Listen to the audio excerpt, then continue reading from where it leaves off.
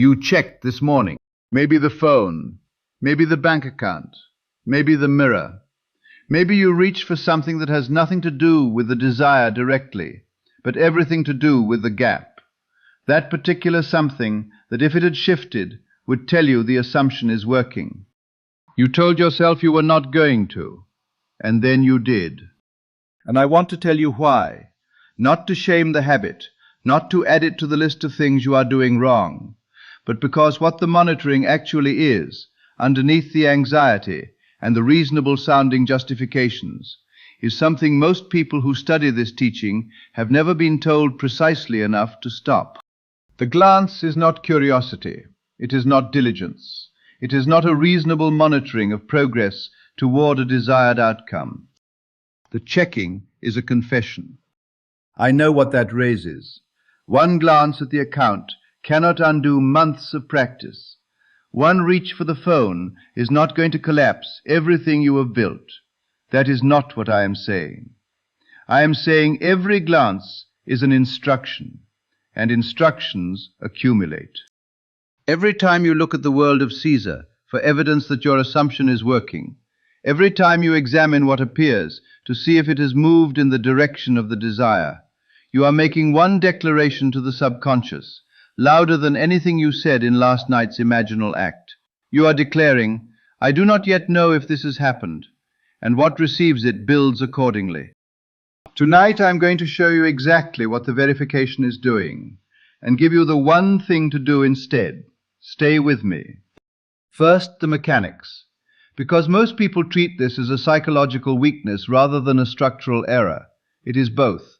But the structural dimension is the one that costs you, and understanding it precisely is what makes stopping it possible.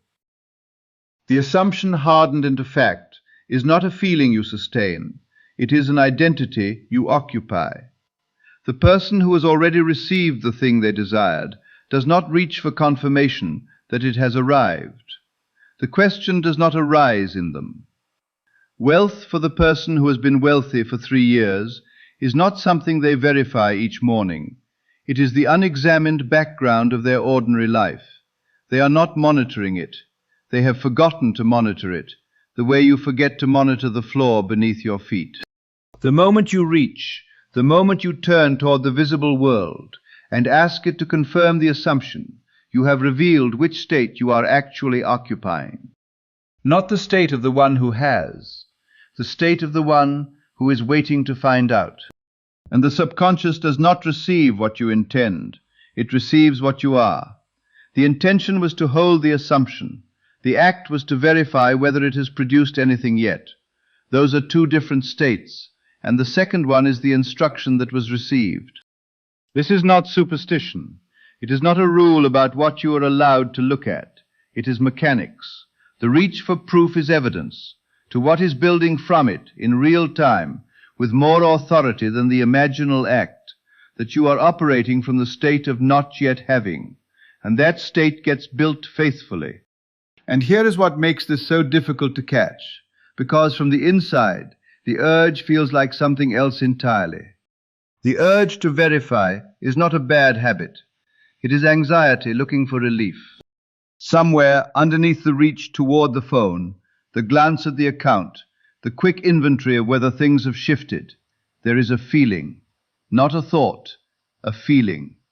The low-grade, continuous, almost below awareness feeling of someone who wants something and does not yet know if it is coming. That feeling is the old assumption, the one that was running before the new one was planted, expressing itself in the only way available to it. The checking is anxiety. The anxiety is the old assumption speaking. Every therapist who has worked with anxiety knows this pattern. The monitoring that is meant to soothe the fear ends up feeding it. The relief it produces is temporary. The anxiety it reinforces is structural. What Neville understood, and what behavioral observation confirms, is that the mechanism runs deeper than habit. It runs at the level of the assumption being operated from. And that is precisely why discipline alone does not stop it. You can decide not to reach for the phone and still reach for the phone, because the decision was made at the conscious level, and the anxiety is operating at a deeper one. The anxiety does not respond to decisions. It responds to the absence of what produces it. And what produces it is the state of not yet having that the old assumption is still running. The only thing that stops the pull, genuinely, not through suppression, but through the absence of the impulse, is the genuine inhabitation of the state of already having. When the assumption has been occupied deeply enough that it has become the background rather than the foreground, the urge does not arise. Not because you are disciplined, because there is nothing to verify. The question of whether it is working does not arise in someone for whom it has already worked. The wrong version of the instruction I am about to give produces a new anxiety rather than resolving the old one. So I want to give it precisely. Do not suppress the urge to check. Use it. Every time the pull arrives, every time you feel the reach toward the phone or the account or whatever the particular form of verification is for you, treat it as a signal, not a failure, a signal, a precise, reliable, real-time indicator that the old assumption has just surfaced and is requesting attention. And give it the only response that addresses it at the level it is operating from.